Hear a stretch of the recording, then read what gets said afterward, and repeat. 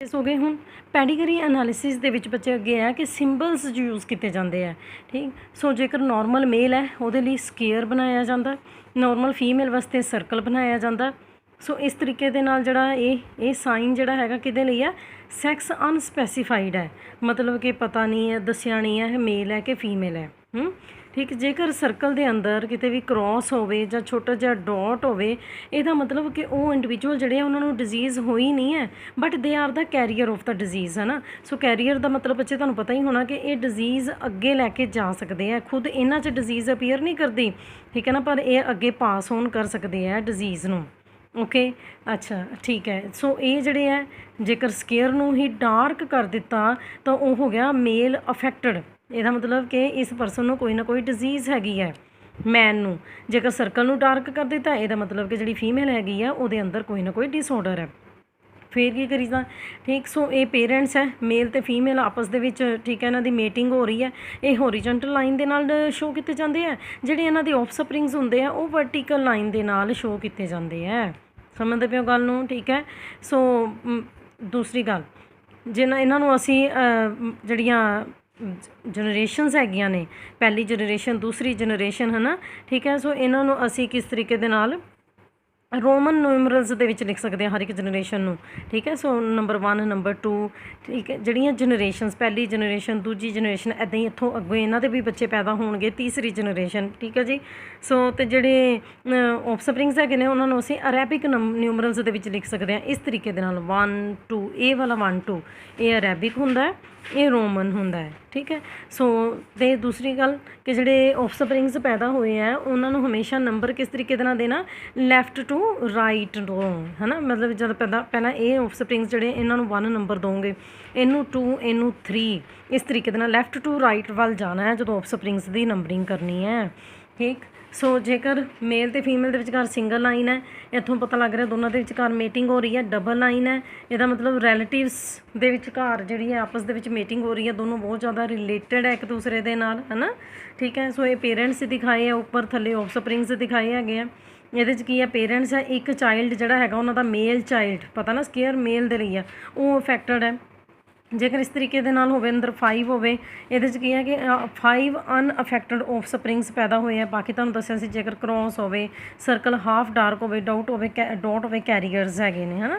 ਇਸੇ ਤਰੀਕੇ ਦੇ ਨਾਲ, ਇਸ ਤਰੀਕੇ ਦੇ ਨਾਲ ਲਾਈਨਸ ਲੱਗੀਆਂ ਹੋਣ, ਠੀਕ ਹੈ। ਸੋ ਇਹ ਪਰਸਨ ਜਿਹੜੇ ਹੈਗੇ ਆ ਉਹਨਾਂ ਦੀ ਡੈਥ ਹੋ ਗਈ ਹੋਈ ਹੈ ਨਾ, ਠੀਕ ਹੈ। ਇਸੇ ਤਰੀਕੇ ਨਾਲ ਟਵਿਨਸ, ਡਾਈਜੈਗੋਟਿਕ ਟਵਿਨਸ ਜਿਹੜੇ ਆ ਉਹ ਇਸ ਤਰੀਕੇ ਦੇ ਨਾਲ ਦਿਖਾਣੇ ਆ, ਆਈਡੈਂਟੀਕਲਸ ਟਵਿਨ ਇਸ ਤਰੀਕੇ ਦੇ ਨਾਲ ਦਿਖਾਣੇ ਆ। ਸਟਿਲ ਡੈਥ ਜੇਕਰ ਇਸ ਤਰ੍ਹਾਂ ਦਾ ਕੋਈ ਸਿੰਬਲ ਹੋਵੇ, ਇਸ ਤਰ੍ਹਾਂ ਕਰਕੇ, ਤਾਂ ਇਹਦਾ ਮਤਲਬ ਕਿ ਇਹ ਪਰਸਨ ਜੋ ਹੈ ਜਾਂ ਇਹ ਜੋ ਬੱਚਾ ਜਿਹੜਾ ਹੈ ਮਰਿਆ ਹੋਇਆ ਪੈਦਾ ਹੋਇਆ ਸੀ।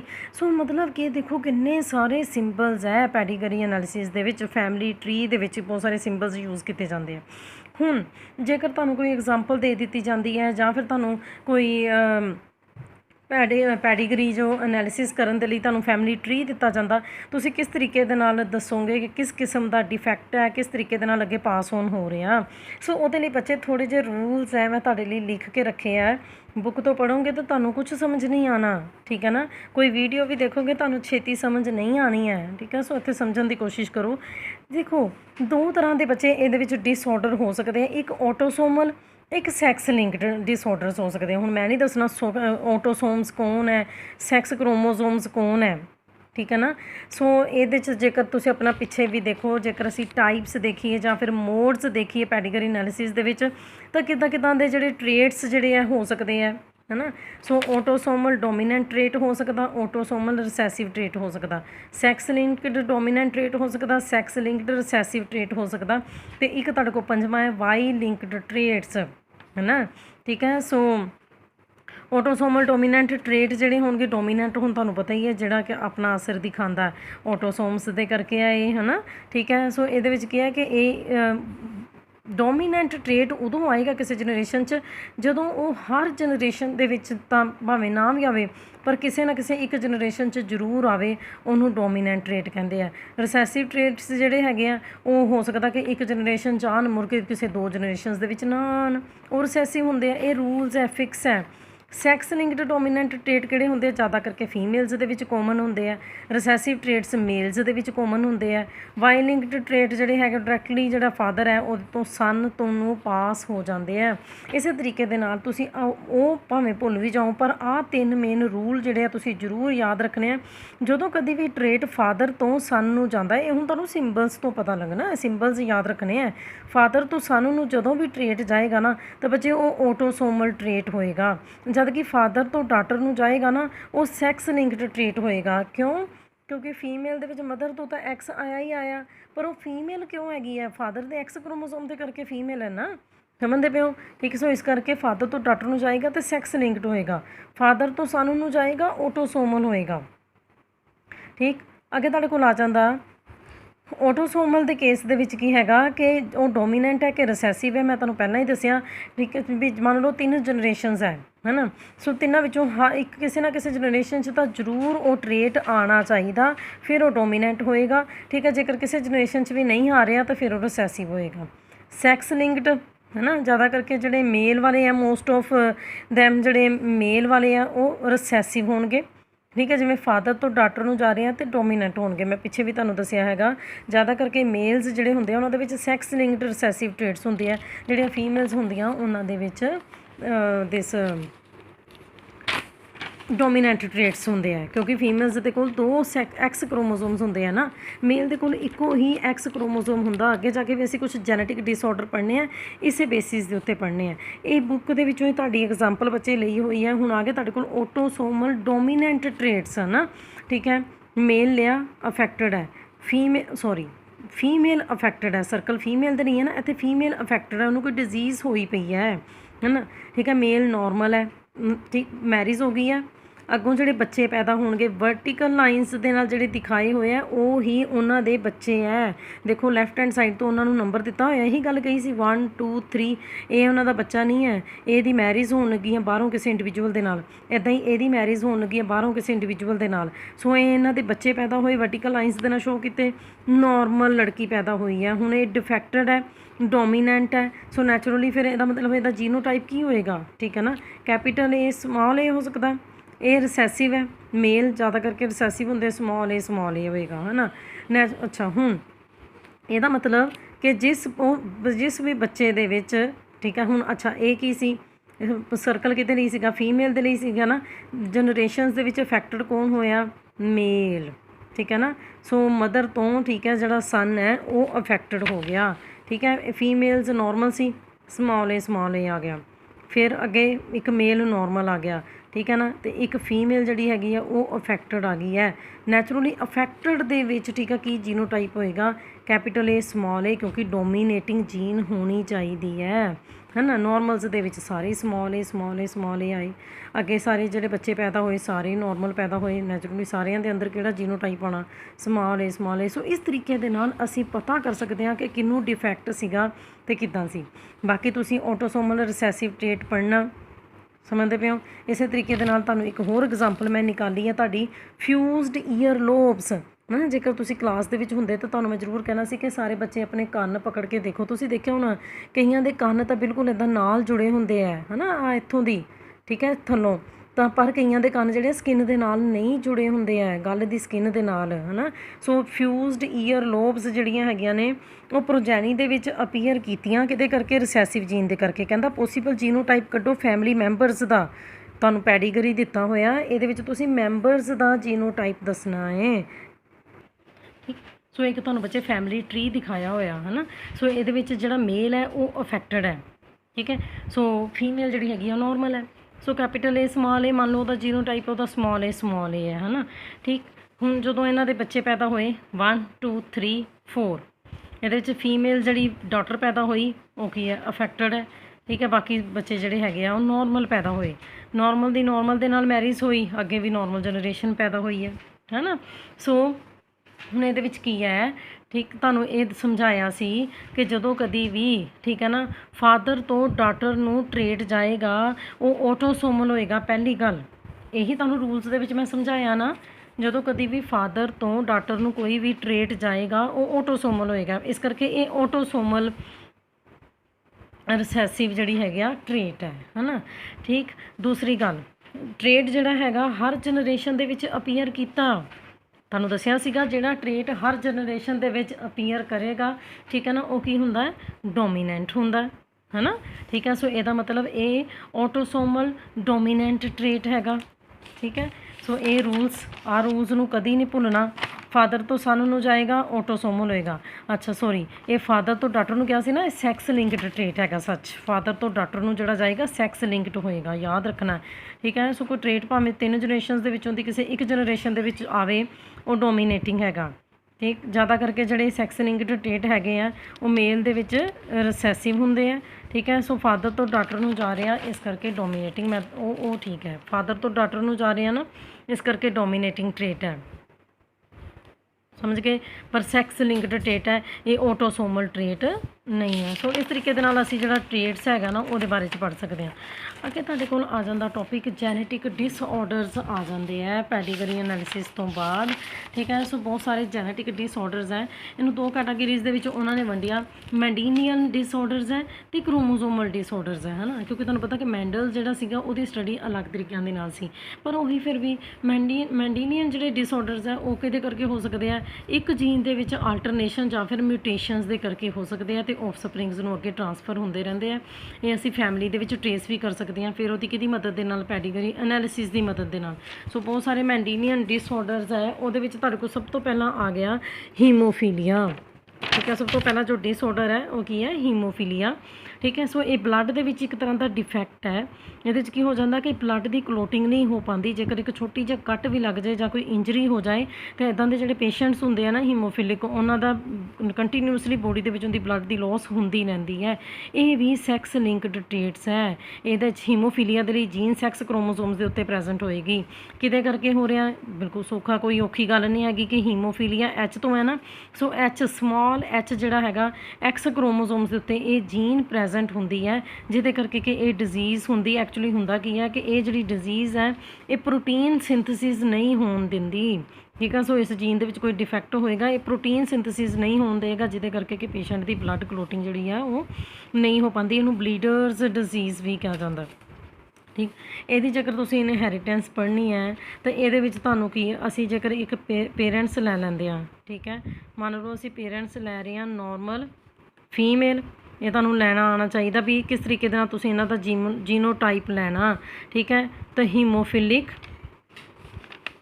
ਮੇਲ, ਜਿਹੜੀ ਗੱਲ ਇੱਕ ਬਾਰ ਕਰਨੀ ਹੈ ਕਿ ਵੀ ਹਾਂਜੀ ਜਿਹੜੇ ਕਰੈਕਟਰਸ ਹੈਗੇ ਆ ਫੀਮੇਲਸ ਦੇ ਵਿੱਚ ਡਿਸਆਰਡਰਸ ਘੱਟ ਨਜ਼ਰ ਆਉਂਦੇ ਆ ਅਤੇ ਮੇਲ ਦੇ ਵਿੱਚ ਜ਼ਿਆਦਾ ਨਜ਼ਰ ਆਉਂਦੇ। ਉਹਦਾ ਕਾਰਨ ਕੀ ਹੈ ਕਿ ਜਿਹੜੇ ਮੇਲਸ ਹੈ ਉਹਨਾਂ ਦੇ ਕੋਲ ਸਿਰਫ ਇੱਕ ਹੀ ਐਕਸ ਕ੍ਰੋਮੋਜ਼ੋਮ ਹੈ, ਅਤੇ ਜੇਕਰ ਉਹਦੇ ਉੱਤੇ ਵੀ ਐਚ ਜੀਨ ਆ ਗਈ ਹੀਮੋਫਿਲਿਕ ਡਿਜ਼ੀਜ਼ ਦੇ ਲਈ, ਜੇਕਰ ਇਹਦੇ ਕੋਲ ਜੀਨ ਆ ਗਈ, ਵਾਈ ਕ੍ਰੋਮੋਜ਼ੋਮ ਇਹਨੂੰ ਨਹੀਂ ਬਚਾ ਸਕਦਾ ਕਿਉਂਕਿ ਉਹਦੇ 'ਤੇ ਕੋਈ ਵੀ ਜੀਨਸ ਨਹੀਂ ਹੈ।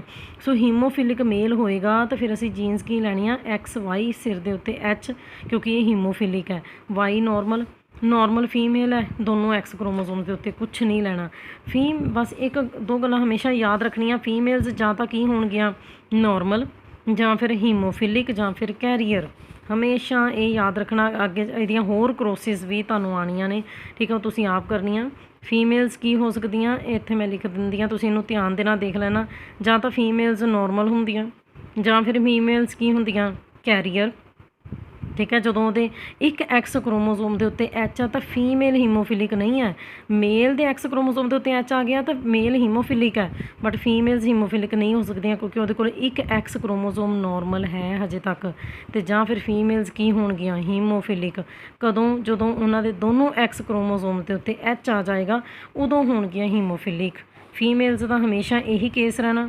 ਮੇਲ ਜਿਹੜੇ ਹੈਗੇ ਆ ਉਹਨਾਂ ਦਾ ਕੀ ਕੇਸ ਹੋ ਸਕਦਾ, ਮੇਲ 2 ਹੀ ਹੋ ਸਕਦੇ ਆ, ਜਾਂ ਤਾਂ ਉਹ ਨੋਰਮਲ ਹੋ ਸਕਦੇ ਆ ਜਾਂ ਫਿਰ ਉਹ ਹੀਮੋਫਿਲਿਕ ਹੋ ਸਕਦੇ ਆ। ਮੇਲ ਕਦੀ ਵੀ ਕੈਰੀਅਰ ਨਹੀਂ ਹੁੰਦੇ। ਠੀਕ ਹੈ। ਕਿਉਂਕਿ ਉਹਦੇ ਵਾਈ ਕ੍ਰੋਮੋਜ਼ੋਮ ਦੇ ਉੱਤੇ ਕੋਈ ਵੀ ਜੀਨ ਨਹੀਂ ਹੈ। ਠੀਕ।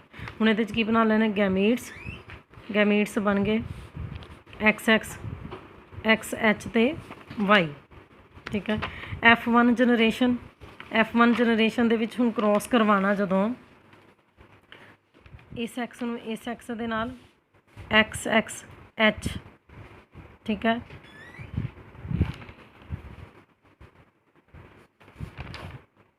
ਇਸ ਐਕਸ ਨੂੰ Y ਨਾਲ ਇਸ ਐਕਸ ਨੂੰ ਇਸ ਐਕਸ ਦੇ ਨਾਲ, ਇਸ ਐਕਸ ਨੂੰ ਐਕਸ ਵਾਈ ਦੇ ਨਾਲ। ਠੀਕ, ਇਹ ਵੀ ਡਾਟਰ ਦੋਨੋਂ ਕੈਰੀਅਰ, ਕਿਉਂਕਿ ਇੱਕ ਐਕਸ ਕ੍ਰੋਮੋਸੋਮ ਦੇ ਉੱਤੇ ਹੀ ਐਚ ਜੀਨ ਪ੍ਰੈਜੈਂਟ ਹੈ। ਤਾਂ ਇਹ ਕੀ ਪੈਦਾ ਹੋਏਗੀ? Carrier daughter. ਇਹ ਵੀ ਕਿਹੜੀ ਹੈ? Career daughter. ਸਨ ਕੀ ਹੋਣਗੇ? ਨੋਰਮਲ। ਠੀਕ ਹੈ, ਕਿਉਂਕਿ ਇਹਨੇ ਕਿਸੇ ਵੀ ਐਕਸ ਕ੍ਰੋਮੋਸੋਮ ਦੇ ਉੱਤੇ ਐਚ ਜੀਨ ਨਹੀਂ ਆਈ, ਸੋ ਨੋਰਮਲ ਸਨ ਪੈਦਾ ਹੋਣਗੇ। ਇਹ ਨੋਰਮਲ ਹੈ, ਕਿਉਂਕਿ ਤੁਹਾਨੂੰ ਪਤਾ ਦੋ ਹੀ ਕੇਸ ਹੋ ਸਕਦੇ ਆ ਮੇਲ ਦੇ ਵਿੱਚ, ਜਾਂ ਨੋਰਮਲ ਜਾਂ ਫਿਰ ਹੀਮੋਫਿਲਿਕ। ਤਾਂ ਐਕਸ ਕ੍ਰੋਮੋਸੋਮ ਦੇ ਉੱਤੇ ਐਚ ਜੀਨ ਨਹੀਂ ਆਈ ਹੈ, ਇਹ ਨੋਰਮਲ ਸਨ ਹੈ। ਠੀਕ ਹੈ, ਤਾਂ ਫੀਮੇਲਸ ਦੇ ਇੱਕ ਐਕਸ ਕ੍ਰੋਮੋਸੋਮ ਦੇ ਉੱਤੇ ਹੀ ਐਚ ਜੀਨ ਆਈ ਹੈ, ਇਸ ਕਰਕੇ ਇਹ ਕੀ ਹੋਣਗੀਆਂ? ਕੈਰੀਅਰ ਹੋਣਗੀਆਂ। ਹੁਣ ਫਿਰ ਤੋਂ ਦੁਬਾਰਾ ਅਸੀਂ ਇਹਨਾਂ ਦੇ ਗੈਮੀਟਸ ਬਣਾਉਣੇ ਆ। ਸੋ ਇਹ ਚਾਰੇ ਨਹੀਂ ਨਾ ਲੈਂਦੇ, ਕਿਉਂਕਿ ਦੋਨੋਂ ਸੇਮ ਹੈ, ਇਸ ਕਰਕੇ ਆ ਫੀਮੇਲਸ ਦੇ ਲਈ ਕਿਹੜੇ ਗੈਮੀਟਸ ਲੈਣੇ? ਐਕਸ ਦੇ ਸਿਰ ਦੇ ਉੱਤੇ ਐਚ। ਮੇਲ ਲਈ ਕਿਹੜੇ ਲਓਗੇ? ਠੀਕ ਹੈ, ਐਕਸ ਅਤੇ ਵਾਈ। ਦੁਬਾਰਾ ਇਹਦੀ ਕ੍ਰੋਸ ਹੋਏਗੀ, F2 ਜਨਰੇਸ਼ਨ ਬਣਨੀ। ਹੁਣ F2 ਜਨਰੇਸ਼ਨ ਦੇ ਵਿੱਚ ਕੀ ਹੈ? ਇਸ ਐਕਸ ਨੂੰ ਇੱਕ ਇਸ ਐਕਸ ਦੇ ਨਾਲ, ਠੀਕ ਹੈ, ਕਰ ਲਓ। ਇਸ ਐਕਸ ਨੂੰ ਵਾਈ ਦੇ ਨਾਲ, ਇਸ ਐਕਸ ਨੂੰ ਇਸ ਐਕਸ ਦੇ ਨਾਲ, ਠੀਕ ਹੈ, ਐਕਸ ਐਚ ਐਕਸ। ਇਸ ਐਕਸ ਨੂੰ ਇਸ ਵਾਈ ਦੇ ਨਾਲ, ਐਕਸ ਐਕਸ ਵਾਈ। ਇਹਦੇ 'ਚ ਕੀ ਹੋਇਆ? ਨੋਰਮਲ ਫੀਮੇਲ, ਨੋਰਮਲ ਮੇਲ, ਕੈਰੀਅਰ ਫੀਮੇਲ, ਠੀਕ ਹੈ, ਅਤੇ ਹੀਮੋਫਿਲਿਕ ਮੇਲ। ਸਮਝਦੇ ਹੋ? ਸਨ ਹੀਮੋਫਿਲਿਕ, ਇੱਕ ਸਨ ਨੋਰਮਲ, ਇੱਕ ਸਨ ਹੀਮੋਫਿਲਿਕ, ਇੱਕ ਫੀਮੇਲ ਕੈਰੀਅਰ, ਇੱਕ ਡਾਟਰ ਜਿਹੜੀ ਹੈ ਉਹ ਨੋਰਮਲ, ਅਤੇ ਇੱਕ ਹੀਮੋਫਿਲਿਕ। ਆਹ ਇਸ ਤਰੀਕੇ ਦੇ ਨਾਲ ਕ੍ਰੋਸ ਹੋਣੀ। ਇੱਦਾਂ ਹੀ ਤੁਹਾਨੂੰ ਅਗਲੀ ਕ੍ਰੋਸ ਹੈ, ਤੁਸੀਂ ਉਹਦੀ ਪ੍ਰੈਕਟਿਸ ਕਰਨੀ ਕਿ ਜੇਕਰ ਹੀਮੋਫਿਲਿਕ ਮੈਨ ਅਤੇ ਉਹਦੀ ਮੈਰਿਜ ਹੋ ਜਾਂਦੀ ਕਿਤੇ ਨਾਲ, ਕੈਰੀਅਰ ਵੋਮੈਨ ਦੇ ਨਾਲ, ਤੁਹਾਨੂੰ ਇਹ ਗੈਮੀਟਸ ਲੈਣੇ ਆਉਣੇ ਚਾਹੀਦੇ ਆ। ਜੀਨੋਟਾਈਪ ਲਿਖਣਾ ਆਉਣਾ ਚਾਹੀਦਾ ਪਹਿਲਾਂ ਤਾਂ ਪੇਰੈਂਟਸ ਦਾ, ਵੀ ਹੀਮੋਫਿਲਿਕ ਮੈਨ। ਮੈਂ ਪਹਿਲਾਂ ਹੀ ਕਿਹਾ ਕਿ ਦੋ ਕੰਡੀਸ਼ਨਸ ਹੀ ਹੋਣਗੀਆਂ ਮੈਨ ਦੀਆਂ, ਜਾਂ ਤਾਂ ਮੈਨ ਕੀ ਹੈ? ਹੀਮੋਫਿਲਿਕ ਹੈ, ਜਾਂ ਫਿਰ ਮੈਨ ਜਿਹੜਾ ਹੈਗਾ ਨੋਰਮਲ ਹੈ। ਹੀਮੋਫਿਲਿਕ ਮੈਨ ਜਿਹੜਾ ਹੈਗਾ, ਠੀਕ ਹੈ, ਸੋ ਉਹ ਕੀ ਹੈ? ਐਕਸ ਐਚ ਅਤੇ ਵਾਈ ਹੀ ਹੋਣਾ। ਨੋਰਮਲ ਹੁੰਦਾ ਤਾਂ ਐਚ ਹੋਣਾ ਹੀ ਨਹੀਂ ਸੀ। ਫੀਮੇਲਸ ਕੈਰੀਅਰ ਵੀ ਹੋ ਸਕਦੀਆਂ, ਨੋਰਮਲ ਵੀ ਹੋ ਸਕਦੀਆਂ, ਅਤੇ ਹੀਮੋਫਿਲਿਕ ਵੀ ਹੋ ਸਕਦੀਆਂ। ਠੀਕ, ਸੋ ਇਸ ਤਰੀਕੇ ਦੇ ਨਾਲ ਤੁਸੀਂ ਕ੍ਰੋਸਿਸ ਬਣਾਉਣੀਆਂ। ਇਹ ਵੀ ਇੱਕ ਤਰ੍ਹਾਂ ਦੀ ਕੀ ਹੈ? ਕ੍ਰਿਸ ਕ੍ਰੋਸ ਇਨਹੈਰੀਟੈਂਸ ਹੈ।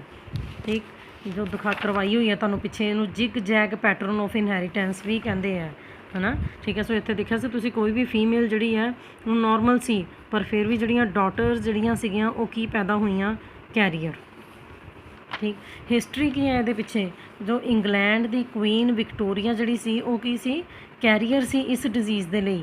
ਅੱਗੋਂ ਉਹਦਾ ਜਿਹੜਾ ਸਨ ਸੀਗਾ ਲੀਓਪੋਲਡ, ਹੈ ਨਾ, ਉਹਦੇ ਵਿੱਚ ਇਹ ਡਿਫੈਕਟ ਆ ਗਿਆ।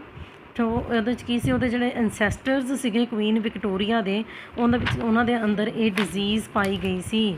ਸਮਝਦੇ ਪਏ ਹੋ? ਠੀਕ ਹੈ, ਉਹਨਾਂ ਦੇ ਫਾਦਰ ਅਤੇ ਮਦਰ ਦੇ ਜਿਹੜੇ ਸੈਕਸ ਸੈਲਸ ਸੀਗੇ, ਠੀਕ ਹੈ, ਸੋ ਉਹਨਾਂ ਦੇ ਵਿੱਚ ਇਸ ਡਿਫੈਕਟ ਦੇ ਲਈ ਜੀਨ ਸੀ, ਪਰ ਉਹਨਾਂ 'ਚ ਇਹ ਡਿਫੈਕਟ ਅਪੀਅਰ ਨਹੀਂ ਕੀਤਾ। ਕੁਈਨ ਵਿਕਟੋਰੀਆ ਜਿਹੜੀ ਸੀਗੀ ਉਹ ਕੈਰੀਅਰ ਬਣ ਗਈ।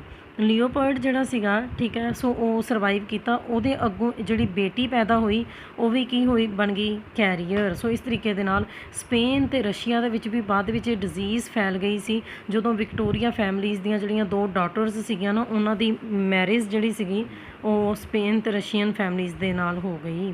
ਰੈਮੇਡੀ ਕੀ ਹੈ? ਹੀਮੋਫੀਲੀਆ ਦੇ ਲਈ ਕੋਈ ਵੀ ਇਲਾਜ ਤਾਂ ਨਹੀਂ ਹੈ, ਬਸ ਇਹਦਾ ਇਲਾਜ ਇਹੀ ਹੈ ਕਿ ਕਈ ਵਾਰੀ ਬੈਕ ਮਿਊਟੇਸ਼ਨ ਹੋ ਜਾਂਦੀਆਂ। ਠੀਕ ਹੈ, ਸੋ ਬੈਕ ਮਿਊਟੇਸ਼ਨ ਦੇ ਕਰਕੇ ਇਹ ਡਿਜ਼ੀਜ਼ ਜਿਹੜੀ ਹੈ ਉਹ ਜੀਨ ਫਿਰ ਤੋਂ ਦੁਬਾਰਾ ਪ੍ਰੋਟੀਨ ਬਣਾਉਣੀ ਸ਼ੁਰੂ ਕਰ ਦੇਗੀ, ਜਿਹਦੇ ਕਰਕੇ ਕਿ ਬਲੱਡ ਕਲੋਟਿੰਗ ਹੋ ਜਾਏਗੀ। ਉੱਦਾਂ ਇਹਦਾ ਕੋਈ ਵੀ ਇਲਾਜ ਨਹੀਂ ਹੈ। ਇੱਕ ਛੋਟਾ ਜਿਹਾ ਤੁਹਾਡੇ ਕੋਲ ਇੱਥੇ ਚੱਲ ਜਾਂਦਾ ਥੈਲੀਸੀਮੀਆ, ਹੈ ਨਾ। ਠੀਕ ਹੈ, so haemophilia, colour blindness, thalassaemia ਵੀ ਮੈਂਡੀਨੀਅਨ ਪੈਟਰਨ ਆਫ ਇਨਹੈਰੀਟੈਂਸ ਨੂੰ ਫੋਲੋ ਕਰਦੇ ਆ। ਸੋ ਇਹਦੇ ਵਿੱਚ ਵੀ ਸਿੰਗਲ ਜੀਨ ਦੇ ਵਿੱਚ ਆਲਟਰਨੇਸ਼ਨ ਹੋ ਰਹੀ ਹੈ। ਸੋ ਇਹ ਵੀ ਕੀ ਹੈ? ਆਟੋਸੋਮ ਲਿੰਕਡ ਰਿਸੈਸਿਵ ਬਲੱਡ ਡਿਜ਼ੀਜ਼ ਹੈ ਨਾ। ਸੋ ਇਹ ਵੀ ਪੇਰੈਂਟਸ ਤੋਂ ਆਫਸਪ੍ਰਿੰਗਸ ਨੂੰ ਪਾਸ ਔਨ ਹੋ ਜਾਂਦੀ ਹੈ, ਜੇਕਰ ਪੇਰੈਂਟਸ ਜਿਹੜੇ ਹੈਗੇ ਆ ਉਹ ਹੈਟਰੋਜਾਈਗਸ ਕੈਰੀਅਰ ਹੈ। ਠੀਕ ਹੈ, ਸੋ ਸਿਕਲ ਸੈੱਲ ਅਨੀਮੀਆ ਜੋ ਤੁਹਾਨੂੰ ਅੱਗੇ ਜਾ ਕੇ ਡਿਜ਼ੀਜ਼ ਆਉਣੀ ਹੈ। ਥੈਲੀਸੀਮੀਆ ਉਹਦੇ ਤੋਂ ਥੋੜ੍ਹੀ ਜਿਹੀ ਡਿਫਰੈਂਟ ਹੈਗੀ ਹੈ। ਇਹਦੇ 'ਚ ਕੀ ਹੈ ਕਿ ਹੀਮੋਗਲੋਬਿਨ ਜੋ ਹੈ ਨੋਰਮਲੀ ਕੀ ਹੈ? ਓਵਲ ਸ਼ੇਪ ਹੈ ਉਹਨਾਂ ਦੀ, ਹੈ ਨਾ। ਨੋਰਮਲ ਇਥਰੋਸਾਈਟਸ ਹੈ ਸਿਕਲ ਸੈੱਲ ਅਨੀਮੀਆ ਦੇ ਵਿੱਚ, ਪਰ due to the deficiency of the oxygen ਉਹ ਕੀ ਹੋ ਜਾਂਦੇ? Sickle shape. ਸਿਕਲ ਦਾ ਪਤਾ ਹੋਣਾ, ਦਾਤਰੀ, ਹੈ ਨਾ। ਠੀਕ, ਸੋ ਜਦ ਕਿ ਥੈਲੀਸੀਮੀਆ ਜਿਹੜੇ ਹੈ ਉਹਦੇ ਵਿੱਚ ਕੀ ਹੈ ਕਿ ਪ੍ਰੋਬਲਮ ਆ ਜਾਂਦੀ ਹੈ, ਰੋਂਗ ਫੰਕਸ਼ਨਿੰਗ ਹੋਣੀ ਸ਼ੁਰੂ ਹੋ ਜਾਂਦੀ ਹੈ ਗਲੋਬਿਨ ਮੋਲੀਕਿਊਲਸ ਦੀ। ਠੀਕ ਹੈ, ਸੋ ਇਹ ਥੋੜ੍ਹਾ ਜਿਹਾ ਥੈਲੀਸੀਮੀਆ ਦੇ ਬਾਰੇ 'ਚ ਸੀ। ਇਸ ਤੋਂ ਬਾਅਦ ਤੁਹਾਡੇ ਕੋਲ ਡਿਜ਼ੀਜ਼ ਆ ਜਾਂਦੀ ਸਿਕਲ ਸੈੱਲ ਅਨੀਮੀਆ, ਜਿੱਦਾਂ ਕਿ ਮੈਂ ਪਹਿਲਾਂ ਹੀ ਦੱਸਿਆ, ਠੀਕ ਹੈ। ਸੋ ਨੋਰਮਲੀ ਹੀਮੋਗਲੋਬਿਨ ਦੀ ਸ਼ੇਪ ਜਿਹੜੀ ਹੈ ਉਹ ਇਸ ਤਰ੍ਹਾਂ ਦੀ ਹੈ, ਪਰ ਜਦੋਂ ਰਿਥਰੋਸਾਈਟਸ RBCs ਜਿਹੜੇ ਹੈਗੇ ਆ ਉਹ ਸਿਕਲ ਸ਼ੇਪਡ ਹੋ ਜਾਂਦੇ, ਸ਼ੇਪ ਇਸ ਤਰੀਕੇ ਦੀ ਹੋ ਜਾਂਦੀ ਹੈ। ਸੋ ਇਹ ਕਿਹਦੇ ਕਰਕੇ ਹੋ ਰਿਹਾ? ਆਕਸੀਜਨ ਦੀ ਡੈਫੀਸ਼ੀਐਂਸੀ ਦੇ ਕਰਕੇ ਹੋ ਗਿਆ। ਟ੍ਰੋਪੀਕਲ ਅਫਰੀਕਾ, ਅਮੈਰੀਕਨ ਬਲੈਕਸ, ਸੋ ਉਹ ਬਹੁਤ ਸਾਰੇ ਪਾਰਟਸ ਜਿਹੜੇ ਹੈਗੇ ਅਫਰੀਕਾ ਦੇ, ਉੱਥੋਂ ਦੀ ਇਹ ਡਿਜ਼ੀਜ਼ ਜਿਹੜੀ ਹੈ ਉਹ ਆਈ ਹੈ, ਠੀਕ ਹੈ। ਸੋ ਸ਼ੇਪ RBCs ਦੀ ਕਿਉਂ ਬਦਲ ਗਈ ਹੈ, ਠੀਕ ਹੈ। ਸੋ ਕਿਉਂਕਿ ਹੀਮੋਗਲੋਬਿਨ ਦੇ ਅੰਦਰ ਡਿਫੈਕਟਿਵ ਜੀਨ ਆ ਗਈ ਹੈ, ਜਿਹਨੂੰ ਅਸੀਂ ਹੀਮੋਗਲੋਬਿਨ S ਕਹਿੰਦੇ ਹਾਂ। ਉੱਦਾਂ ਨੋਰਮਲ ਹੀਮੋਗਲੋਬਿਨ ਦੇ RBCs ਦੇ ਅੰਦਰ ਕਿਹੜੀ ਜੀਨ ਹੈ? Haemoglobin A। ਪਰ ਸਿਕਲ ਸੈੱਲ ਸ਼ੇਪਡ ਜਿਹੜੇ RBCs ਹੈਗੇ ਆ ਉਹਨਾਂ 'ਚ ਕਿਹੜੀ ਜੀਨ ਪ੍ਰੈਜ਼ੈਂਟ ਹੋ ਜਾਂਦੀ ਹੈ? ਹੀਮੋਗਲੋਬਿਨ S, ਠੀਕ। ਸੋ ਇੱਥੇ ਮੈਂ ਤੁਹਾਡੇ ਕੋਲ ਸ਼ਾਰਟ ਕਰਕੇ ਇਹਦੇ ਬਹੁਤ ਸਾਰੇ ਕਾਰਨ ਲਿਖਿਆ। ਪਹਿਲੀ ਗੱਲ, ਇਹ ਆਟੋਸੋਮਲ ਹੈਰੀਡਿਟੀ ਡਿਜ਼ੀਜ਼ ਹੈ, ਠੀਕ ਹੈ। ਸੋ ਇਹ ਸੈਕਸ ਲਿੰਕਡ ਡਿਜ਼ੀਜ਼ ਨਹੀਂ ਹੈ, ਇਹ ਆਟੋਸੋਮਸ ਦੇ ਕਰਕੇ ਡਿਜ਼ੀਜ਼ ਹੈ। RBCs ਸਿਕਲ ਸ਼ੇਪਡ ਹੋ ਜਾਂਦੇ ਕਿਉਂਕਿ ਬਹੁਤ ਹੀ ਆਕਸੀਜਨ ਦਾ ਲੈਵਲ ਜਿਹੜਾ ਹੈਗਾ ਘਟ ਜਾਂਦਾ। ਸ਼ੇਪ ਦੇ ਵਿੱਚ ਚੇਂਜ ਆਈ ਹੈ, ਠੀਕ ਹੈ, ਕਿਉਂਕਿ ਉਹਦੇ ਅੰਦਰ ਡਿਫੈਕਟਿਵ ਹੀਮੋਗਲੋਬਿਨ ਆ ਗਿਆ, ਹੀਮੋਗਲੋਬਿਨ S। RBCs ਜਿਨ੍ਹਾਂ ਦੇ ਅੰਦਰ ਹੀਮੋਗਲੋਬਿਨ S ਹੈ ਉਹਨਾਂ 'ਚ ਆਕਸੀਜਨ ਦੀ ਕਮੀ ਆਈ ਹੈ। ਸੋ ਹੀਮੋਗਲੋਬਿਨ ਕੀ ਹੈ, ਇੱਦਾਂ ਦੇ ਕੇਸ ਦੇ ਵਿੱਚ ਇਕੱਠਾ ਹੋਣਾ ਸ਼ੁਰੂ ਹੋ ਜਾਂਦਾ ਅਤੇ ਬਹੁਤ ਹੀ ਸਟਿਫ, ਬਹੁਤ ਹੀ ਸਖਤ ਫਾਈਬਰਸ ਬਣਾਉਣਾ ਸ਼ੁਰੂ ਕਰ ਦਿੰਦਾ। ਫਾਈਬਰਸ ਜਿਹੜੇ ਆ ਕੀ ਕਰਦੇ ਆ? RBCs ਦੀ ਸ਼ੇਪ ਨੂੰ ਚੇਂਜ ਕਰ ਦਿੰਦੇ ਆ, ਸਿਕਲ ਵਾਲਾ ਵਰਗਾ ਕਰ ਦਿੰਦੇ, ਜਿਹਦੇ ਕਰਕੇ ਕਿ ਇੱਦਾਂ ਦੇ RBCs ਜਿਹੜੇ ਆ ਫਿਰ ਬਲੱਡ ਕਪਿਲਰੀਜ਼ ਦੇ ਵਿੱਚ ਸਰਕੂਲੇਟ ਨਹੀਂ ਕਰ ਪਾਉਂਦੇ, ਸਹੀ ਤਰੀਕੇ ਦੇ ਨਾਲ ਬਲੱਡ ਜਿਹੜਾ ਹੈਗਾ ਉਹ ਟਿਸ਼ੂਜ਼ ਤੱਕ ਨਹੀਂ ਪਹੁੰਚ ਪਾਉਂਦਾ। ਹੌਲੀ ਹੌਲੀ ਇਹ ਸਿਕਲ ਸੈੱਲਸ ਜਿਹੜੇ ਹੈਗੇ ਉਹ ਬ੍ਰੇਕ ਕਰਨਾ ਵੀ ਸ਼ੁਰੂ ਕਰ ਦਿੰਦੇ ਬਹੁਤ ਤੇਜ਼ੀ ਦੇ ਨਾਲ, ਜਿਹਦੇ ਕਰਕੇ RBCs ਦਾ ਨੰਬਰ ਘਟ ਜਾਂਦਾ ਅਤੇ ਪੇਸ਼ੈਂਟ ਕੀ ਹੋ ਜਾਂਦਾ? ਅਨੀਮਿਕ। ਦੇਖੋ ਕੀ ਹੋ ਰਿਹਾ ਹੈ ਨਾ, ਠੀਕ ਹੈ। ਸੋ ਇਹ ਵਾਪਰਦਾ ਹੈ, ਠੀਕ ਹੈ। ਸੋ ਅਨੀਮਿਕ ਹੋ ਜਾਂਦਾ ਪੇਸ਼ੈਂਟ। ਸੋ ਜਿਹੜੇ ਇੰਡੀਵਿਜੂਅਲਸ ਦੇ ਅੰਦਰ ਸਿਕਲ ਦੇ ਸੈੱਲ ਅਨੀਮੀਆ ਦੇ ਲਈ ਅਲੀਲ ਪ੍ਰੈਜ਼ੈਂਟ ਹੈ, ਉਹ ਹੁੰਦਾ ਕੀ ਹੈ ਐਕਚੁਅਲੀ ਦੇ ਵਿੱਚ? ਸੋ ਉਹਨਾਂ ਦੇ DNA ਦੇ ਨਿਊਕਲੀਓਟਾਈਡ ਪੇਅਰਸ ਦੇ ਵਿੱਚ ਇੱਕ ਨਿਊਕਲੀਓਟਾਈਡ ਪੇਅਰ ਦੇ ਵਿੱਚ ਕੀ ਹੈ? ਚੇਂਜ ਆ ਜਾਂਦੀ ਹੈ, ਠੀਕ ਹੈ। ਸੋ ਫਿਰ ਕੀ ਹੋਏਗਾ? ਸੋ DNA ਦਾ ਫੰਕਸ਼ਨ ਕੀ ਸੀਗਾ? ਅਮਾਈਨੋ ਐਸਿਡਸ ਨੂੰ ਕੋਡ ਕਰਨਾ। ਸੋ ਗਲੂਟੈਮਿਕ ਐਸਿਡ ਜਿਹੜਾ ਹੈਗਾ ਉਹਦੀ ਜਗ੍ਹਾ ਦੇ ਉੱਤੇ ਕੀ ਹੈ, ਠੀਕ ਹੈ। ਸੋ ਵੈਲਿਨ ਜਿਹੜਾ ਹੈਗਾ ਉਹਦੇ ਲਈ ਕੋਡ ਕਰਨਾ ਸ਼ੁਰੂ ਕਰ ਦੇਗਾ ਇੱਦਾਂ ਦਾ DNA ਹੀਮੋਗਲੋਬਿਨ ਦੀ ਚੇਨ ਦੇ ਵਿੱਚ, ਠੀਕ। ਸੋ ਨੈਚੁਰਲੀ ਫਿਰ ਚੇਂਜਿਸ ਜਿਹੜੀਆਂ ਹੈਗੀਆਂ ਉਹ ਆ ਜਾਣਗੇ। ਇੱਕ ਵਾਰੀ ਤੁਸੀਂ ਬਸ ਆ ਡਾਇਗਰਾਮ ਨੂੰ ਦੇਖਣਾ ਧਿਆਨ ਦੇ ਨਾਲ, ਠੀਕ। ਸੋ ਮੈਸੇਜ ਚੇਂਜ ਹੋ ਜਾਏਗਾ। ਨੋਰਮਲ ਜੀਨ ਜਿਹੜੀ ਸੀਗੀ HbA, ਹੀਮੋਗਲੋਬਿਨ A ਸੀ, ਠੀਕ ਹੈ। ਨਾਈਟ੍ਰੋਜੀਨਸ ਬੇਸ ਦੇ ਜੋੜੇ CTC GAG, ਪਰ ਐਬਨੋਰਮਲ ਜੀਨ ਹੋਣ ਦੇ ਕਰਕੇ, ਠੀਕ ਹੈ, ਸਿਕਲ ਸ਼ੇਪਡ ਹੀਮੋਗਲੋਬਿਨ ਹੋਣ ਦੇ ਕਰਕੇ ਇੱਥੇ ਕਿਹੜਾ ਪੇਅਰ ਆ ਰਿਹਾ? GTG, A ਦੀ ਜਗ੍ਹਾ 'ਤੇ T ਆ ਰਿਹਾ। ਮੈਸੇਜ ਚੇਂਜ ਹੋ ਗਿਆ ਮੈਸੇਂਜਰ RNA ਦਾ, ਹੋਣਾ ਚਾਹੀਦਾ ਸੀ GAG, ਜਿਹਨੇ ਕਿ 6 ਨੰਬਰ ਪੋਜੀਸ਼ਨ ਦੇ ਉੱਤੇ ਹੀਮੋਗਲੋਬਿਨ ਦੇ ਵਿੱਚ ਕਿਹੜਾ ਅਮਾਈਨੋ ਐਸਿਡ ਲੈ ਕੇ ਆਉਣਾ ਸੀ?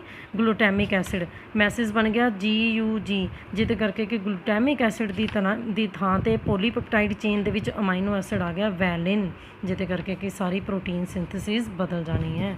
ਇਹ ਸੀ ਡਿਜ਼ੀਜ਼ ਸਿਕਲ ਸੈੱਲ ਅਨੀਮੀਆ।